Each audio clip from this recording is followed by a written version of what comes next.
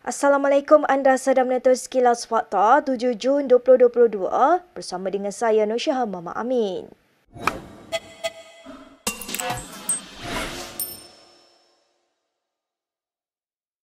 Ahli Parlimen Ampang Zuraida Kamaruddin menyerahkan sepenuhnya kepada Perdana Menteri untuk menentukan kedudukannya sebagai menteri. Kata Zuraida, ketika ini beliau dalam keadaan siap sedia kerana belum menerima jemputan untuk bertemu Ismail Sabri Yaakob. Yeah, he told me next week is this week. So it could be the whole of this week, but I'm on standby. Are you going to attend tomorrow punya cabinet meeting? Yeah, because if like what the PM says that I'm still a minister, so that's why today I officiate this event.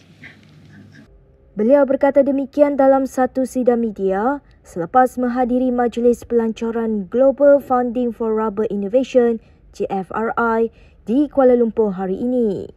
Minggu lalu Presiden Bersatu Muhyiddin Yassin mahu jawatan Zuraida sebagai menteri digantikan dengan pemimpin lain dalam parti itu selepas Zuraida mengumumkan keluar Parti Bersatu dan menyertai Parti Bangsa Malaysia PBM.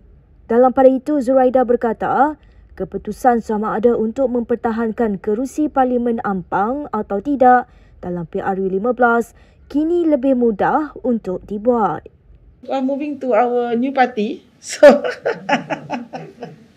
so maybe it's easier to make decision then. Ahli Parlimen Kuala Selangor Dr. Zulkifli Ahmad tidak akan mengubah rancangan untuk tidak bertanding pada pilihan raya umum ke-15 bagi memberi laluan kepada calon yang lebih muda. Ini meskipun Menteri Kewangan Tengku Zafrul Abdul Aziz memberi gambaran mungkin bertanding di kerusi itu. Dalam satu kenyataan hari ini, bekas Menteri Kesihatan itu berkata, dia telah menyatakan hasratnya kepada pemimpin amanah lebih 6 bulan lalu.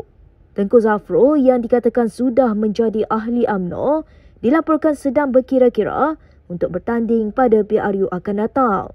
Walaupun terdapat tawaran untuk dia bertanding di Sungai Besar, Menteri Kewangan itu dilihat tertumpu pada kerusi Kuala Selangor.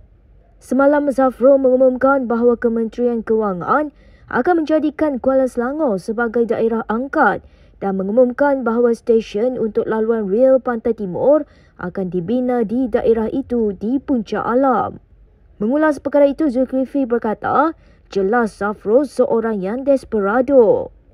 Pemimpin amanah itu menambah bahawa Zafrul sepatutnya menumpukan pada janji untuk menubuhkan Pusat Transformasi Bandar UTC di Lembah Pantai pada tahun 2017 sebelum terburu-buru menabur janji-janji yang baru. Lembah Pantai juga pernah dispekulasikan menjadi kerusi yang akan ditandingi Zafrul. Pemimpin politik khususnya yang tergolong dalam kluster mahkamah perlu bersabar dan bukan berterusan mendesak Perdana Menteri membubarkan Parlimen.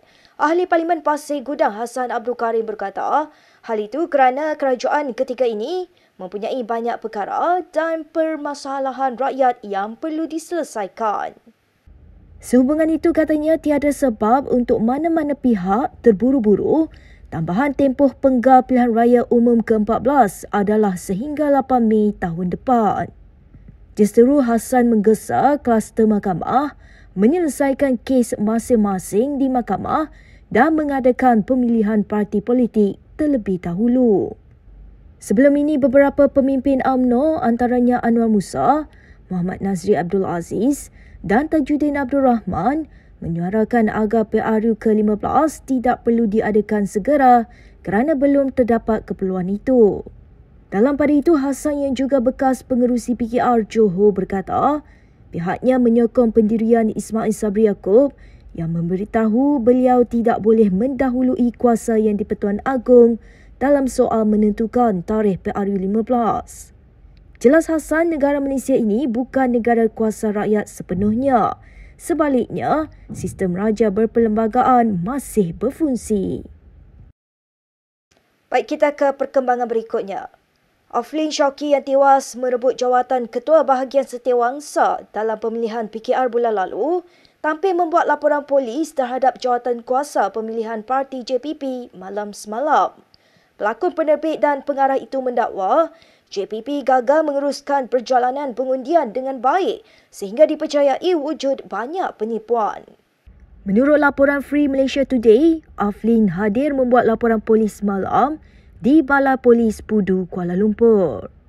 Antara lain, Aflin mendakwa terdapat kertas undi yang hilang semasa proses kiraan undi untuk cabang Setiawangsa. Selain proses kiraan tidak didedahkan dan dibuat tanpa wakil calon. Keputusan tidak rasmi menunjukkan Aflin tewas dalam saingan merebut jawatan Ketua Bahagian PKR Setiawangsa. Ia dimenangi penyandang yang juga Ahli Parlimen Setiawangsa, Nik Nazmi Nik Ahmad yang memperoleh 482 undi, sementara Aflin sekadar berpuas hati dengan 372 undi. Sementara itu, Ketua Penerangan Pemuda PKR AMK Sabah, Razif Rakimi berkata, tindakan Aflin itu telah mencalahkan imej PKR dan Aflin seharusnya dikenakan tindakan disiplin. Razif berkata JPP telah memberi banyak penjelasan terhadap dakwaan yang dibuat berkaitan pemilihan dan pada masa ini masih menjalankan pengiraan untuk undi ragu. Walaupun penganjuran forum menampilkan Mufti Perlis Muhammad Asri Zainul Abidin telah dibatalkan, program yang ditukar kepada Majlis Rahmah Mesra itu didakwa diprovokasi oleh sekumpulan individu malam tadi. Majlis yang berlangsung di Kota Baru itu pada awalnya berjalan lancar, namun kemudiannya dikunjungi sekumpulan individu yang bertindak melakukan demonstrasi. Berdasarkan video yang tular di media sosial, kumpulan tersebut antara lain melaungkan takbir dan kata-kata menolak Wahabi. Rektor Kolej Universiti Islam Perlis Rozaimi Ramli berkata, setelah majlis selesai, terdapat sekumpulan anak muda datang membuat provokasi.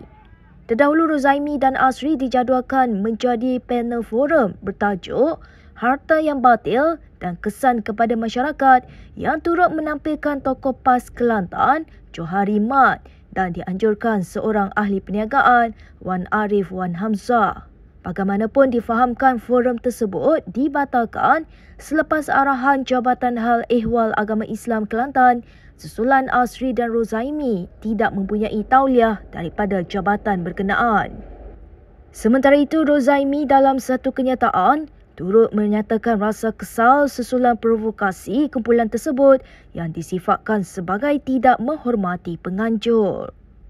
Dalam pada itu, Asri dalam satu hantaran di Facebook hari ini meminta kumpulan tersebut muhasabah diri mereka dan tidak terpengaruh dengan ajakan pihak lain. Pengerusi Suara Veteran Komander Abdul Rahman Hussein berkata, pihaknya sudah hadir memberi keterangan di Balai Polis Tawangi semalam.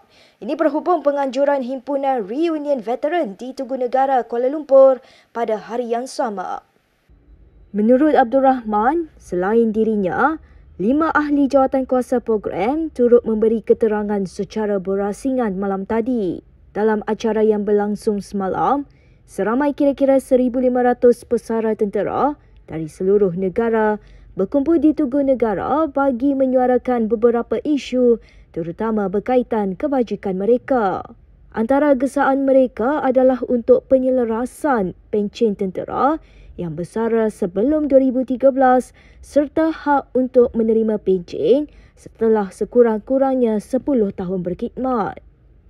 Timbalan pengerusi himpunan, Mio Rosli Mio Jaafar ketika berucap semalam menyatakan kebanyakan daripada lebih 300,000 pesara tentera hidup susah dan termasuk dalam kategori B40. Memetik laporan Free Malaysia Today hari ini, Ketua Polis Daerah Dan Wangi Nur Delha Yahya memaklumkan kertas siasatan berkenaan acara itu telah dibuka di bawah Seksyen 9 Akta Perhimpunan Aman.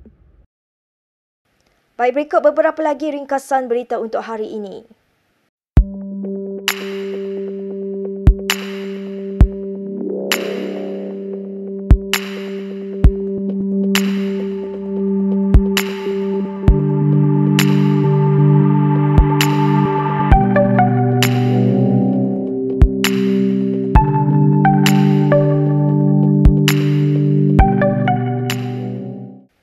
sekian sahaja daripada saya, Nursyah Mama Amin untuk Sekilas Fakta. Untuk lebih banyak berita, anda boleh melayari kinitv.com. Anda juga boleh mengikuti kami di Instagram, Twitter, YouTube dan Facebook. Salam hormat dan jumpa lagi.